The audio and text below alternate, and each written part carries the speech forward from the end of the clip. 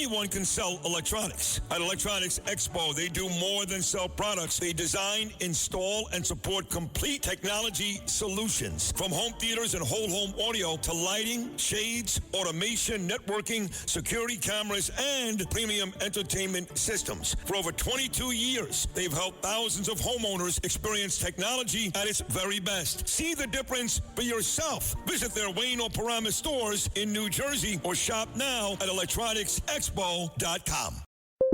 When you need to build up your team to handle the growing chaos at work, use Indeed Sponsored Jobs. It gives your job post the boost it needs to be seen and helps reach people with the right skills, certifications, and more. Spend less time searching and more time actually interviewing candidates who check all your boxes. Listeners of this show will get a $75 sponsored job credit at Indeed.com/podcast. That's Indeed.com/podcast. Terms and conditions apply. Need a hiring hero? This is a job for Indeed Sponsored Jobs. Out of the great state of Ohio, our dear friend Jim Jordan. Jim, good morning, buddy. How are you? I'm doing fine, man. I didn't, what you were talking about intestinal problems and the guy who won't stop saying, you learn everything on your show, man. You can get it all here. I was like, what is this? I know. God, I know. It is true, though. We do it all here, whether it's news, politics, sports, diarrhea. We do it all. Jim, I do want to get to the big weekend, the America 250 celebration. I thought President Trump's speech was magnificent, in direct contrast, mind you, to the mayor's speech here in New York, where he sat behind George Washington's desk. He put it backwards. He had a bunch of really nasty-looking people. It was just unbelievable, Jim. But for the most part, the America 250 was amazing. Yeah, no, it's amazing because it's an amazing country. I mean, my wife and I shared this story yesterday. My wife and I went to see the stage production of 1776. Nice. A few weeks back, and what those guys did when they signed that document declaring to the world why it was appropriate to, at the time, commit treason, what they did and started and launched this amazing experiment in liberty we call America, the greatest country ever. The 250 celebration has been amazing because the country's amazing, and President Trump understands that. From everything that took place on the Mall to the UFC fight, for goodness sake, that was unbelievable. It's a great place, and we should all remember that, and frankly remember the sacrifices that those guys made 250 years ago, and all the other folks in uniform and everything else who've made sacrifices for this special place. Continue to make sacrifices, Iran even today. You mentioned treason, and I mentioned Mamdani, and they go together like a good steak and a good beer. You know what I'm saying? And this, I just had this conversation with Bill O'Reilly, that the numbers may not be big, Jim Jordan, but this communist takeover, and that's what it is. Sorry, Chris Cuomo, communist, okay? This communist takeover may be small in numbers now, but it is growing every day across this country. And if you're an American, you should be scared, no? Yeah, no, I agree. We may have said this the last time we were on, or recently. I had said that the once great party of FDR and JFK is now anti-Israel and socialist or communist. I mean, it's the left has taken it over the party. And again, not all Democrats are crazy, but the left that controls the party is. And you're seeing that in primary after primary, so much so. And I think we talked about this there in New York. Dan Goldman, impeachment counselor, handpicked by Adam Schiff to come in and be the counselor to do the depositions. I sat in these depositions because I was there with our chief counsel from the Judiciary Committee when we got moved to the Intelligence Committee 7 years ago during that 4-month time frame when Adam Schiff was doing this all in secret. Dan Goldman was his guy, was the impeachment counselor for him and the committee. After that's over, he goes back to New York, runs for Congress, wins, and then runs again and gets beat a few weeks ago by 30 points. Even Dan Goldman, impeachment counselor, is not good enough for the radical left, which now, unfortunately, I think controls, again, the once great party of FDR and JFK. You're right. I mean, I actually found myself rooting for Dan Goldman, and I can't stand him. Yeah, I rooted for him. Yeah, right? Because Brad Lander is such a bad guy. This is the great Ohio Congressman Jim Jordan. Let's get to Iran. I know Trump is smarter than me, and so are you for that matter, Jim. But I've been saying for 3 months, really right after Operation Epic Fury, I said this a million times this morning on Fox News 2 weeks ago to Rachel Campos. Mm-hmm. I thought Midnight Hammer was a huge success. Huge. I thought Operation Epic Fury that Saturday morning was a huge success. But I really feel like, and I've been complaining about it almost every day, as much as I love Trump, the last couple of months, we've been stuck. We've done nothing. We've done nothing. And Iran is sticking around. I keep asking the president to do what he doesn't want to do, which is just blow these guys up. Just do it already. Maybe we're there now. I hope we are. But that's how I feel, Jim. Those two exercises were amazing. But the last couple of months, we've been stuck. Well, those two exercises were amazing because they were consistent with what President Trump told the American people he was going to do if, in fact, he was president. He said, if I'm elected, I will make sure Iran doesn't get nuclear capability. As long as that is our primary focus, as long as that is the objective, the goal, the thing that we're striving to get to, then I think the American people understand that, because you cannot let this regime, the most evil regime on the planet, the largest state sponsor of terrorism, we've heard all these facts, but they've been doing terrible things for 47 years. Killing Americans, killing Israelis, killing other people, killing thousands of their own people. Sid, they are so bad. Wrestling is my background is in the sport of wrestling, and in Iran, wrestling is big. It is one of their key sports. Yeah, they took that 19-year-old junior champion, one of their up-and-coming star athletes in one of their key sports, and they hung him publicly because he had the nerve to protest against the regime. That's right. That's how evil this place is. So making sure they don't get a nuclear weapon and that I think is what we have to talk about as Republicans. This is what the objective is. And as long as it stays there, the other things, if they happen, they happen. But it shouldn't be our goal to have regime change and all the other things, it seems to me. The goal should be real simple. Make sure they don't get a nuclear weapon, because a nuclear weapon can do all kinds of damage to our best friend and ally, the state of Israel, and can do damage to our other allies in Europe and potentially America. So that is what the president is focused on.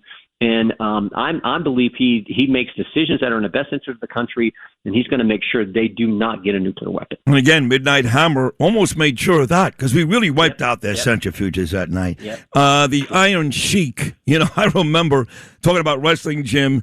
His whole job was to piss off the country, and he did it pretty well till they caught him. They caught him in the van partying with Hacksaw Jim Dugan right before they had their big fight at Madison Square Garden. But he was a great character for wrestling, the Iron Sheik. Talking about Iran and these other countries, we're seeing this too, Jim. And I know you guys in Congress are working specifically on this. Illegal immigrant workers, tons of them. Tons and tons in every big metro area. Are you telling me there's not enough Americans to do these jobs? Well, and I think there was a recent story that says because of the number of illegals who've been in the country. Remember, it was almost 10 million in the 4 years of the Biden administration. That there's so many people come in. That's one of the things that's driving up the cost of housing. It makes it tough for young couples, newlyweds, and young couples who are in young families to be able to purchase a home. And the president, I think, has talked about this, and I saw a news story on this recently.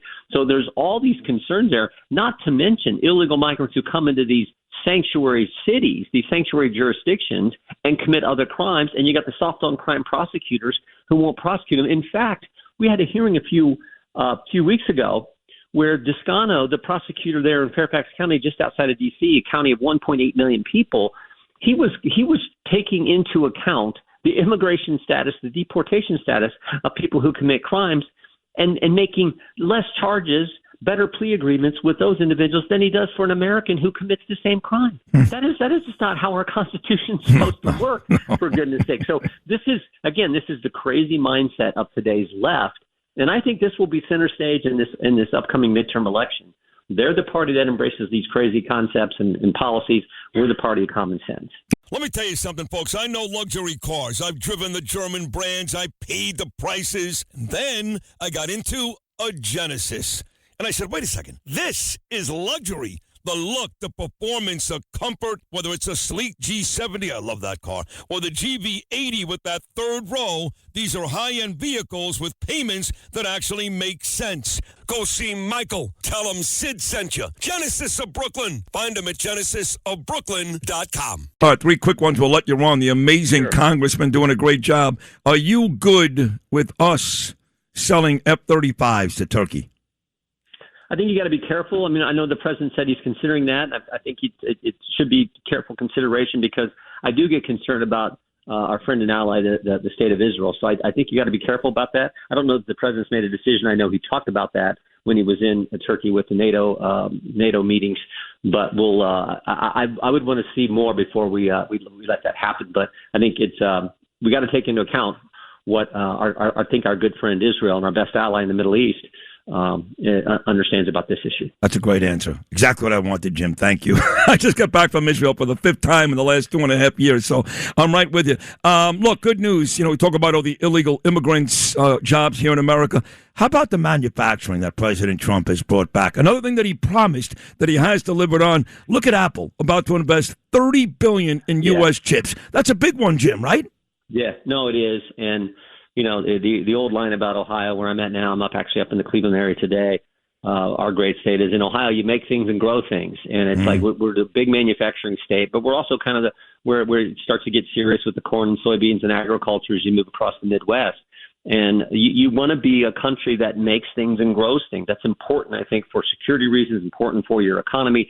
President Trump understands that. It's been a key element of his campaign and positions and platform clear back since 2015 when he came down the escalator and announced he was going to run. So yeah, I think this president does what he said he was going to do.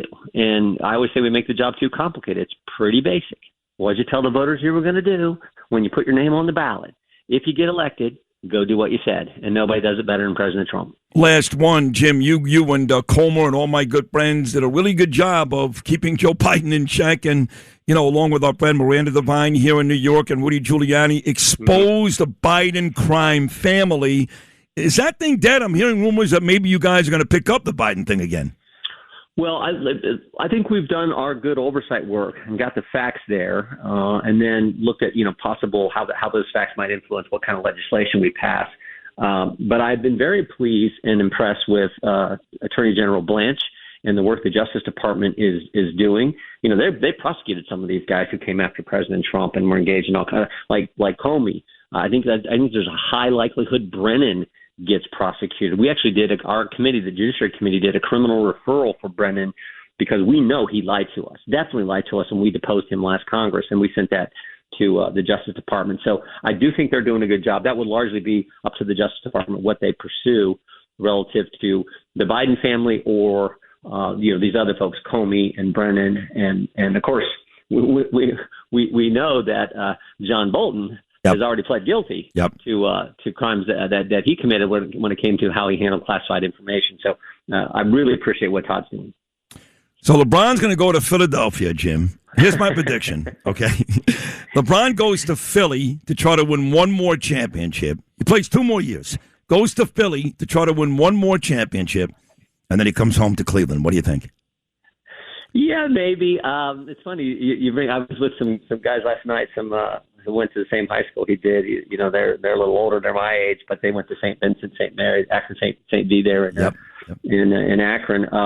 So I'd love to see him come back, I think, to Ohio. People loved it when he was in Cleveland several years ago and won a championship. So we'll see. I don't follow the NBA like I follow other sports. I kind of wait till NBA. I follow maybe the championship. Everyone got into the Knicks this year, of course, but up until then, I didn't really follow it. So we'll see. We'll see what he does. They're going to change the name of the Guardians to the Indians sometime soon, or what? Every opening day, we do the same tweet every year. On opening day, we say, "Good luck, Indians." Every opening day, every spring. I love it. I still call them the Indians. I still call them the Indians. I still call Washington the Redskins. I don't care. If the Native Americans don't care, why should I care? Jim, you're an amazing guy, an amazing congressman, and a terrific friend and a great guest. Thank you so much.